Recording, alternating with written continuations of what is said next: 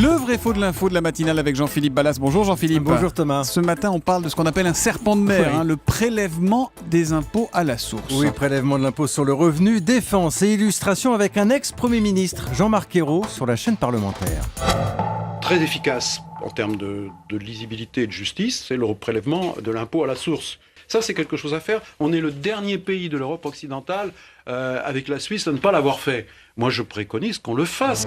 Tiens donc, nous serions donc le dernier pays d'Europe occidentale avec la Suisse à ne pas être passé au prélèvement à la source, nous dit Jean-Marc Ayrault. C'est vrai ou c'est faux, Jean-Philippe ? C'est vrai, Thomas. Tous nos voisins y sont passés, parfois depuis fort longtemps. Alors, il peut y avoir de légères différences de fonctionnement d'un pays à l'autre.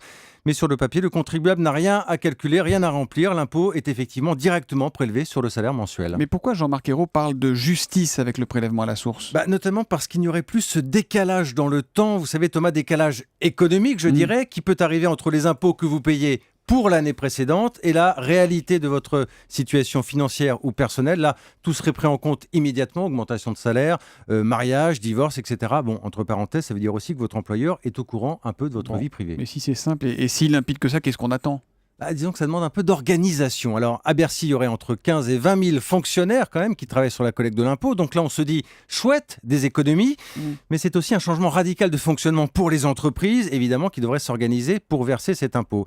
Et puis, il faudra adapter aussi notre système, parce qu'en Grande-Bretagne, par exemple, vous êtes taxé sur le salaire, donc vous payez individuellement. On ne parle ni de foyer, ni de couple, et avoir des enfants, Thomas, ça change rien. Il n'y a pas de quotient familial. Voilà. Enfin, il y aurait cette fameuse année de transition, de double impôt, où il faudrait à la fois payer pour l'année d'avant, l'ancien système, et commencer à régler pour l'année en cours avec le nouveau dispositif. Bref, il faut bien avoir tout ça en tête. Donc si je vous écoute, si je me dis que le prélèvement à la source, c'est pas pour demain quand même.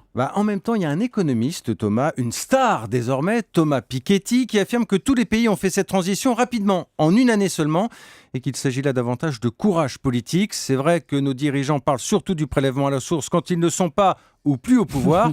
Tenez, comme Jean-Marc Ayrault. C'est pas faux. En tout cas, c'est un vrai quand même pour l'ancien Premier ministre Jean-Marc Ayrault. Dans le vrai faux de l'info de la matinale, le vrai faux de l'info tous les matins, après le journal de 7h30 sur Europe 1 avec Jean-Philippe Ballas.